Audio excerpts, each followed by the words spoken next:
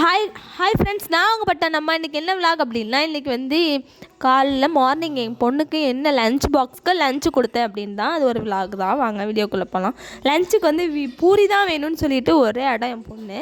அதான் சரி பூரி ரெடி பண்ணலான்ட்டு. ஆனால் பட்டாணி வைக்க மறந்துட்டேன். ஸோ அதான் காலையில் எந்திரிச்சதுமே ஹாட் வாட்டர் கொஞ்சம் வச்சு அதில் போட்டேன் பட்டாணியை போட்டால் அது ஒரு ஆஃப் அன் ஹவர் ஊறிச்சுன்னா போதும், நல்லா வெந்துருமா. அதை ட்ரை பண்ணி பார்ப்போன்னு சொல்லிட்டு ட்ரை பண்ணால் நல்லா ஒர்க் அவுட் ஆச்சு. இந்த ஊற வச்சுட்டு நான் மாவெல்லாம் பிசைஞ்சு வச்சுட்டு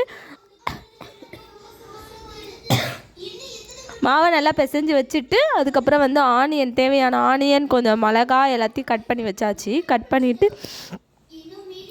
பண்ணிவிட்டு நான் அதை வந்து ரெடி பண்ண ஸ்டார்ட் பண்ணிட்டேன். இது வந்து பூரி குருமா சிம்பிளாக இருக்கும், ஈஸியாக இருக்கும், எல்லாருமே ட்ரை பண்ணலாம். பேச்சுலர்ஸ்லேருந்து குழந்தைங்களுக்கு காரமே இல்லாமல் குழந்தைங்களும் நல்லா விரும்பி சாப்பிடுவாங்க. குழந்தைங்களுக்கு ஏற்ற மாதிரி இருக்கும்.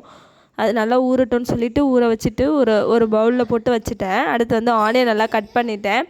சில்லி வந்து எடுத்து வச்சாச்சு. அதுக்கப்புறம் ஸ்டார்ட் பண்ணலாமா செய்ய.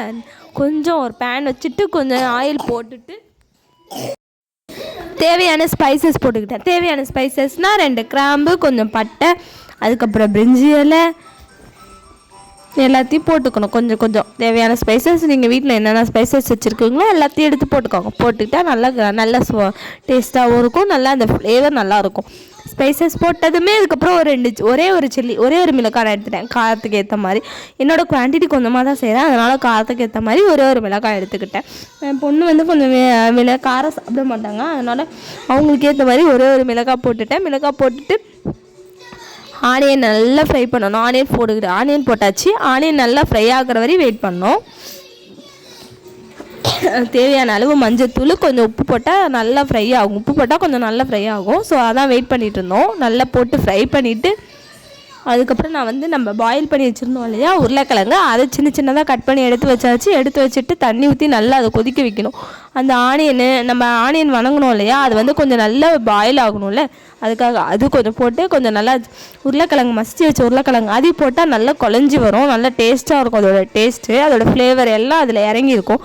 அதுக்காக கொஞ்சம் நேரம் நல்லா ஊற வச்சாச்சு. வெளியில் வந்து பார்த்தா விடிஞ்சிருச்சு, வெயில் வந்துடுச்சு. எச்சோ சீக்கிரம் செய்யணுமே, பட்டுக்கார ஸ்கூலுக்கு டைம் ஆச்சு அப்படின்னு சொல்லிட்டு கடைன்னு அது பாயில் ஆகிடுச்சு. பாயில் ஆனதுமே என்ன பண்ணிவிட்டு கொஞ்சமாக கொத்தமல்லி இலை போட்டாச்சு. கொத்தமல்லி இலை போட்டதுமே கொஞ்சம் நல்லா பாயில் ஆகணும், நல்லா கொதிக்கட்டுன்னு வச்சாச்சு.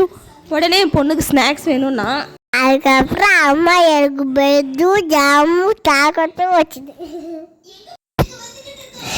இந்த டைம் ட்ரை பண்ணோம். எங்கள் அம்மா ஜாமு பெட்டு வச்சாங்க.